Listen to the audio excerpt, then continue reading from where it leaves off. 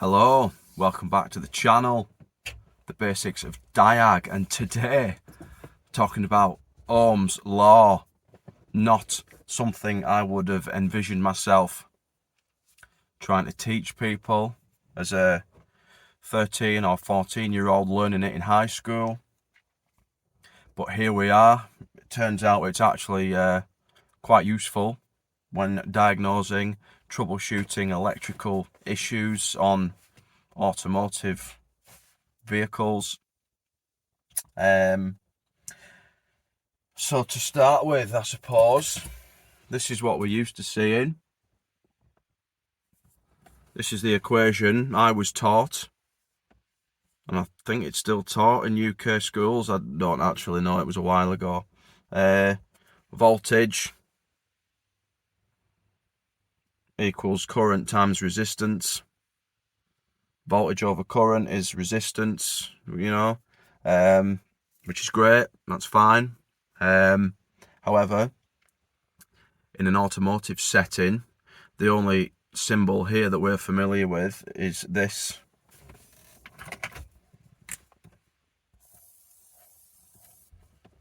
That's the only one of them you'll see on a multimeter. Now, I'm not the first person to say something like this. I think Dan Sullivan, a good while ago, has got a number of videos sort of outlining this kind of thinking. So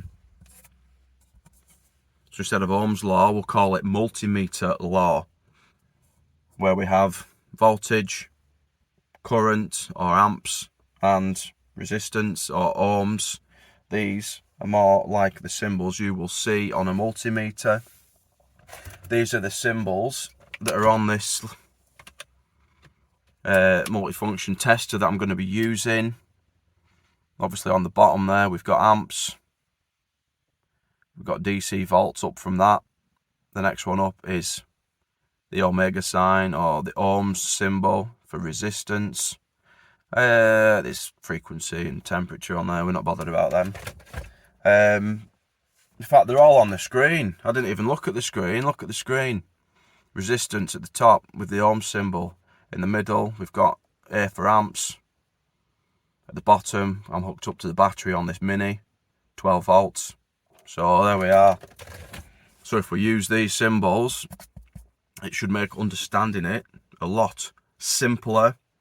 And to make things even more simpler, in an automotive setting, while amps are important, the only thing really that creates ampage is applying a voltage to a resistance. So in theory, we only care about voltage and resistance.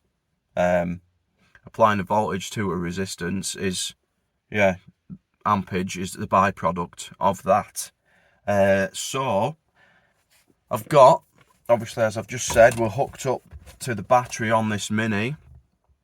So our voltage is going to be fixed there or thereabouts. It shouldn't fluctuate too much. And I'm just going to, I've got a load of different resistors, different components that I'm going to hook up, and I can measure the current draw using this. And then we'll take a look at the numbers and see whether the equation there matches with the numbers that we get on this screen. So I'll set a camera up somehow, somewhere.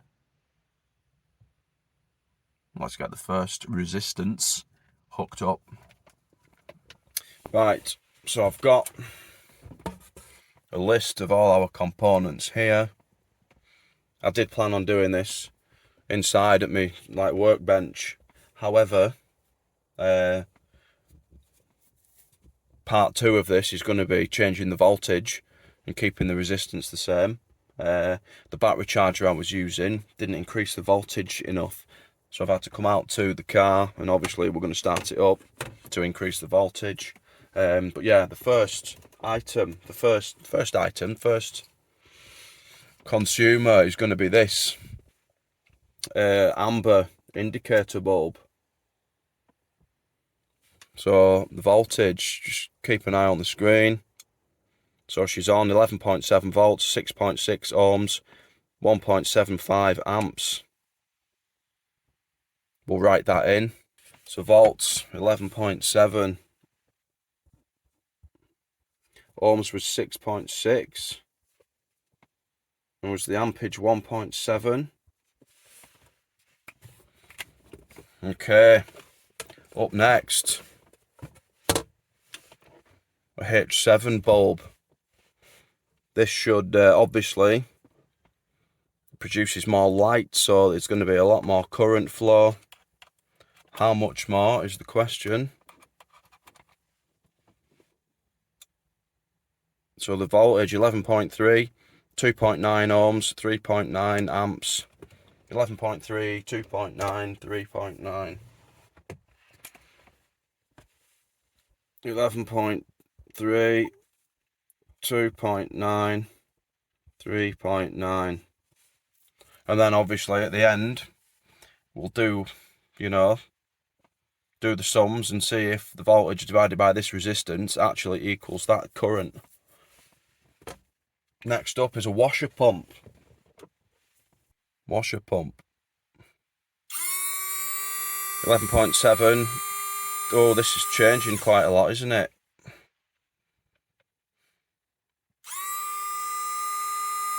As this resistance. So the voltage is 11.8. As this is warming up, you can see the resistance is increasing. 13 ohms there, that went to. Starts off at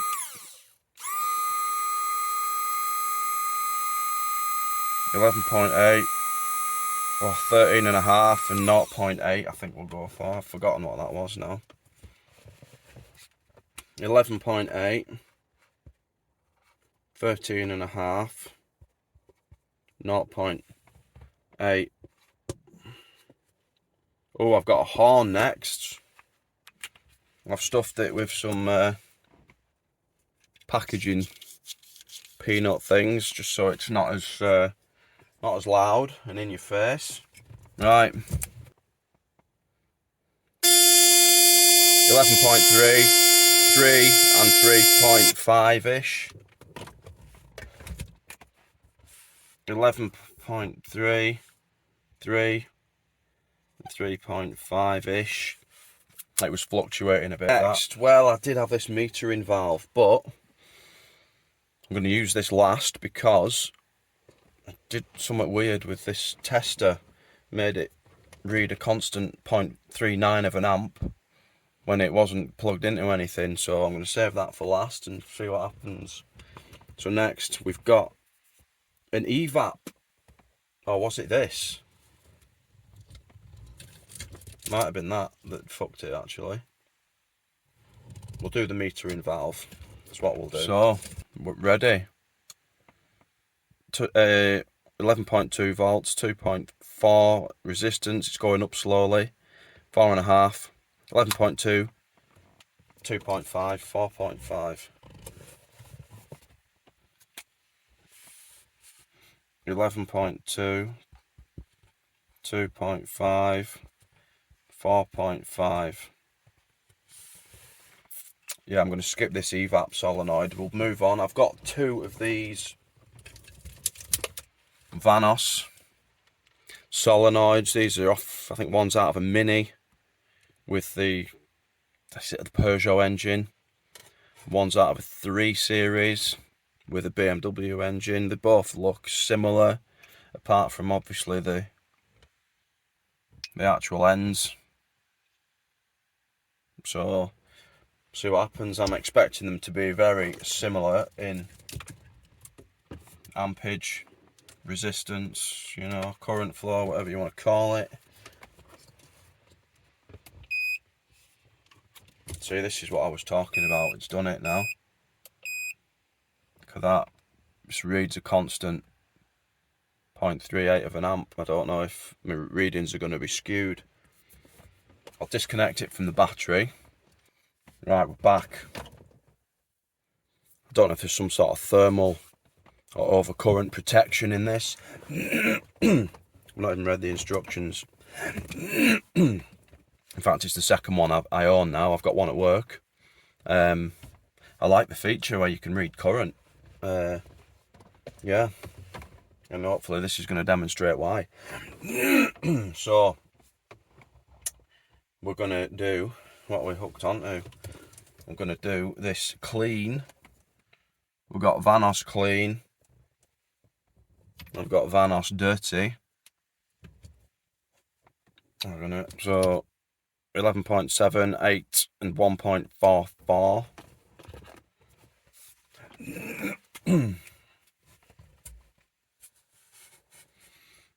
11.7 divided by 8 equals 1.44.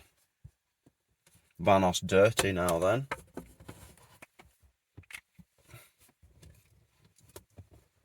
Swap these over.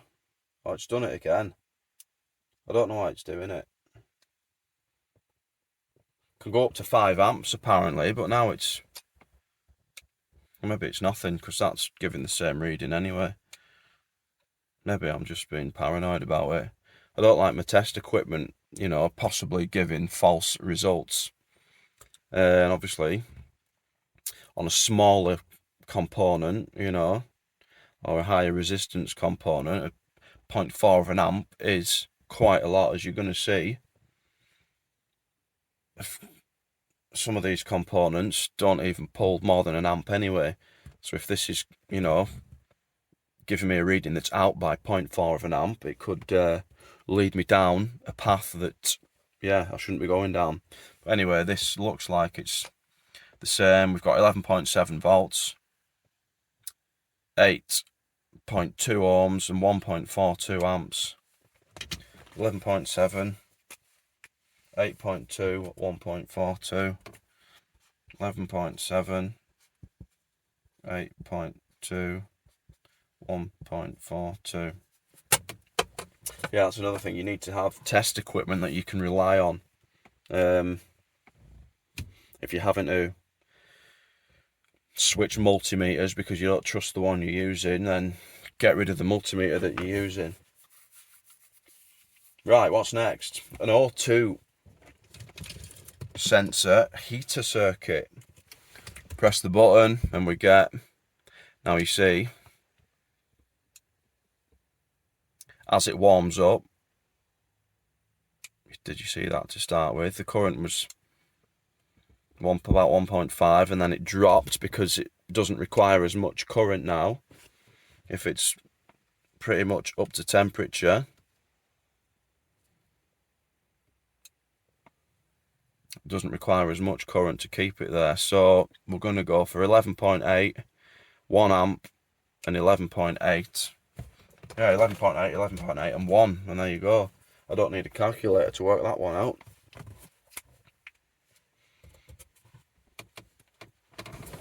So 11.8 divided by 11.8 equals 1 amp. We can see there it's working, isn't it? Ooh, EGR valve. 10.9, 1.9, 5.5, 10.9, 1.9, 5.6, 10.9, 1.9, 5.6. EGR valve. 10.9, 1.9, 5.6. 2 left. We've got a turbo actuator off a Skoda Yeti, I think, 1.2 TSI. Let's get this. This EGR valve's off a Toyota Urban Cruiser 1.4 D4D if you're interested.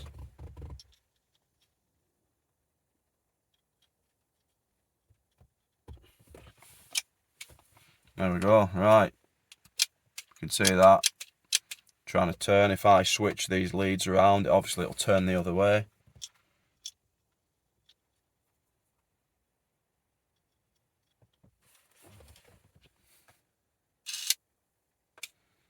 So to actually move that then, I don't know if you saw that, it happens quite quick.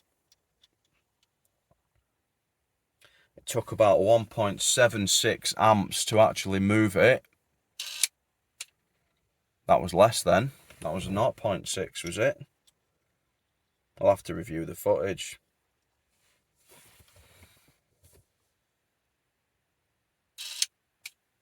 .55. Takes more current to turn it one way than it does the other. But obviously now that it's stuck, stopped, not moving, 11 volts, 2 ohms, 5.2 amps.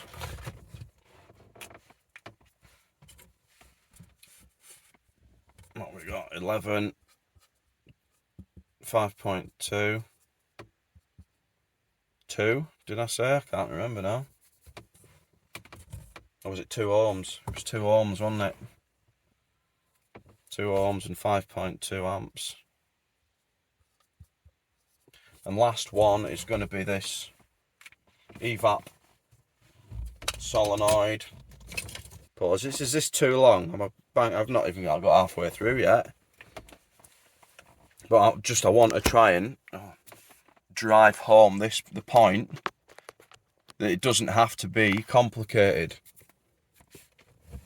If you have got a component, say it's this, that's not getting enough current to make it operate, you've got to remember it's current flow, which is making all these consumers actually operate. But current flow isn't something you can just get. You've got to produce it by applying the voltage from the battery in the boot here to the resistance inside this, the coil of wires around the magnet, to create an electromagnet. You've got to actually, do that. So the only two things that can affect current flow is voltage not being high enough or resistance being too high. Anyway, this one,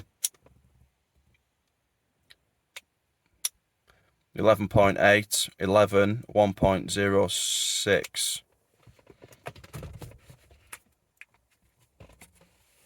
And we're up here. 11.8 divided by 11 equals 1.06.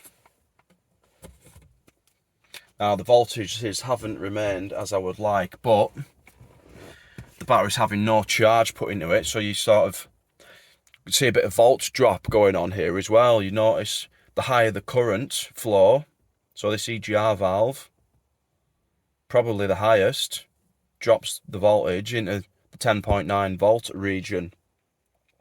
Similar to when you're cranking your engine. If you do a volt drop on the battery whilst cranking the engine, the battery, drops to about 10 volts. But obviously it's not having any charge put into it. You're just relying on the surface charge of that battery to start the engine. That's what we're kind of doing here. This evap solenoid and the washer pump didn't really drop battery voltage much at all. 0.1 or 0.2 of a volt when an amp's being drawn from it. And you can see that the lower the resistance, so which is the highest resistance, this washer pump, 13.5 ohms, gave us the lowest current flow, and the lowest resistance was 1.9 ohms for the EGR valve, which gave us a current flow of 5.6. And that's, it's about right. If we look here, 11 volts divided by 2 ohms is, it's 5.5 ohms, but 5.2. It's close enough, isn't it? Not going to argue over 0.3 of an amp. So hopefully you can see there that as resistance changes, current flow changes when voltage remains fairly constant. Obviously, motor vehicles, you're not going to get a constant supply voltage, but it's something to think about. You know, if you're diagnosing, it could be something as simple as a headlight bulb, or an indicator bulb is quite a common one, where one's not quite as bright as the other side. Why isn't it as bright? Well, it's the current flow that dictates the brightness of that bulb. What is it that causes current flow to reduce? We've been through it here. Resistance. So as resistance increases, the current flow decreases. What I'm going to do now, do we want to do it now? I'm going to do it. I'm going to start the engine, and we're going to see how increasing the voltage, so from 10.9 up to about 14 volts, how that affects the current on there. And obviously resistance now is going to stay the same. So let's do that. So we'll go back to the start. We can see on here my battery voltage now is 14 volts. And I've still got the evap solenoid in, so let's just do that. What's it saying? So 13.9 volts. The resistance should be the same. 12.2, what was it? It was 11, so the resistance is higher. And the current flow there, if I hold this still, almost exactly the same. So at 13.1 ohms of resistance, we had, let's see, we're on evap solenoid. It did have 11 ohms of resistance. Obviously the heat now, because I've held this on, the windings in there have got hot, which is also contributing to the increase in resistance.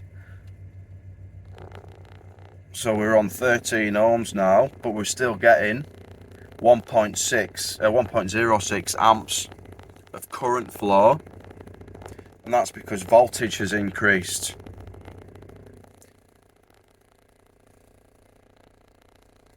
What did it increase to? Well, we can use our triangle, can't we? What was the triangle? Oh, I've rubbed it out.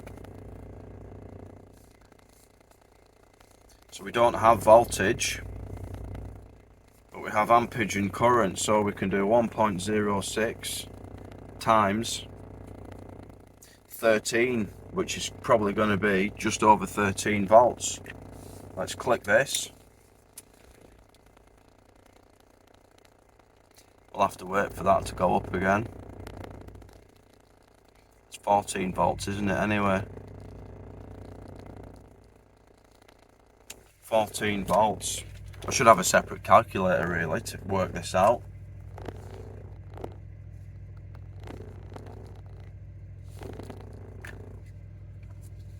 There we go. Right, what's next? Then should we do? We're going to go with washer pump. That worked last time. So previously the washer pump was 0.8 of an amp when it had 11.8 volts pushing that current through it. So what are we going to have now? Look at that.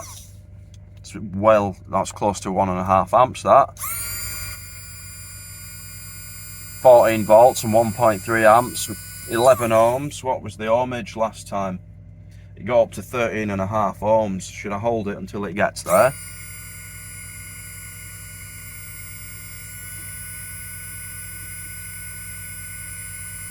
It might not get there. Oh, it's going.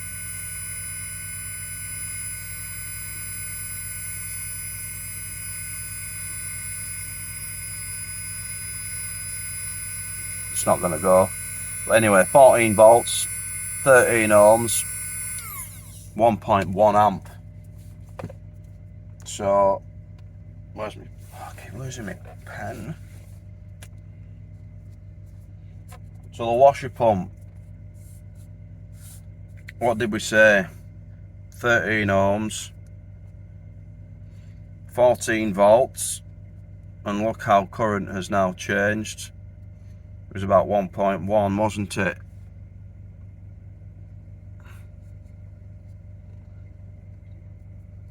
What's 14 divided by 13? Was it about 1.1? I don't know. It's close enough, isn't it? Should we do the H7 bulb? Let's do the H7 bulb.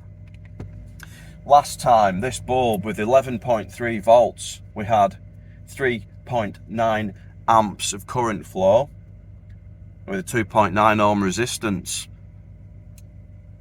2.9 ohms, 13.5 volts, 4.5 amps. So up here, H7 bulb, we had 13.5 volts, resistance was the same, but current flow went up by just over half an amp. 4.5 went up by 0.6 of an amp. That bulb's knackered, we can't do that. The horn, let's do the horn, shall we? Ooh. Do you see? Is it becoming clearer? I don't know if I'm banging on about this for too long now. Horn. Oh, so here we go then. Previously, with 11.3 volts and 3 ohms, we had 3.5 amps of current flow. What now? We want to try and get the resistance the same. It's about 3 ohms, 13.3 volts, 4 amps. The resistance was slightly more, but we'll say it was the same. So the horn, we had 13.3 volts and like 3.1 ohms, which gave us, what did I say, 4.5 amps. I think I did, didn't I?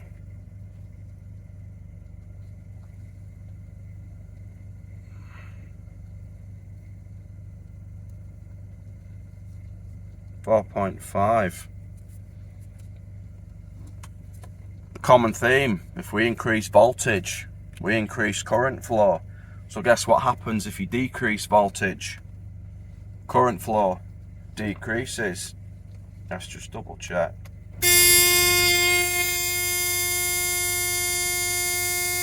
Wasn't it? It was about 4 amps, not 4.5.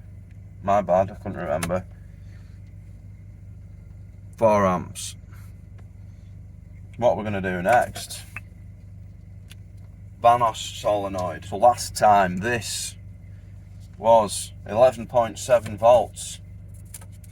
It had 8.2 ohms of resistance, which gave us 1.42 amps of current flow.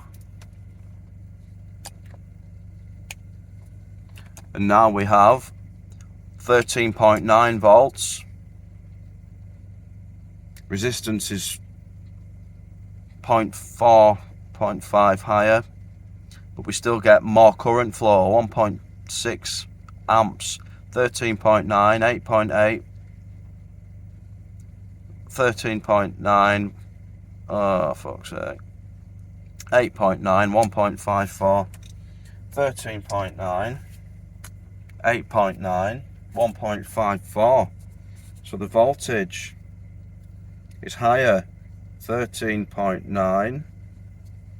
Current flow, resistance is slightly higher, 8.9. Again, the coils in there will be hot, giving us more resistance than previous. However, current flow is still higher, 1.56.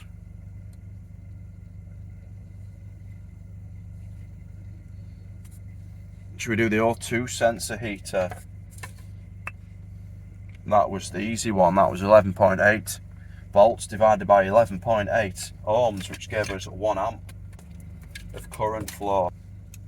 And what have we got? 13.9 volts. 11, 12, the fucking resistance is going higher than it was before. Again, heat related. But current flow is over 1 amp. 14 volts, 13 ohms, 1.05 amps. Let's write that in.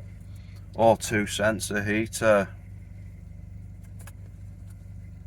14 volts, oh my god.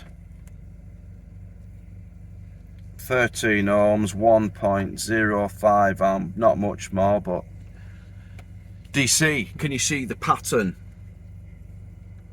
So previously it was, as we changed resistance by, you know, changing these, doesn't have to be changing the component. If the resistance in a wire changes, corrosion, usually the case, on open circuit is still high resistance, current flow is going to change, it's going to be less. And then as we change the voltage, which is obviously going to be less common on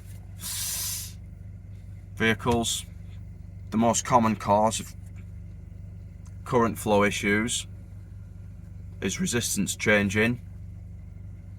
But as we increase voltage, we can see that current flow went up on all of these different, well, I haven't done them all, I think we've done enough. I think we get the point, don't we? We don't really, you don't need to know the maths, you just need to know the relationship that voltage and resistance have with current flow. So you apply a voltage, like I've been doing with this, to a resistance, you get current flow. If you have more resistance, you get less current flow. If you increase the voltage, keep the resistance the same, you have more current flow. So that'll do. That is my, well, it won't actually. I've got a couple of scenarios where I have used this. So I had Vauxhall 2012 Vauxhall Vivaro van with a, oh, I'll put the fault code, it was like a P2263 or something, turbo control solenoid, signal amplitude, was it high or was it low, I can't remember, I'll put the description in. But I had that as a fault code. Turned out to be the boost control solenoid itself. Obviously I measured the resistance of the old one, which was at, was it 60 ohms I think? The new one came, I measured the resistance on that, it was 15 ohms. And then if you, it was a 12 volt or a battery voltage supply to that solenoid. So at 12 volts, 15 ohms is going to produce a current flow of about 0.8 of an amp, which was the same as pretty much the evap solenoid. If you times that resistance by 4, 15 times 4 is 60 ohms, you're going to decrease current flow by 4 times. So instead of being 0.8 of an amp, we had 0.2 of an amp flowing through it, and that was not enough to pull enough vacuum on that turbo to produce boost. And that's one thing that's stuck in my head. I don't know why, but that sort of really opened my eyes to this Ohm's Law, and applying it to the automotive electronics.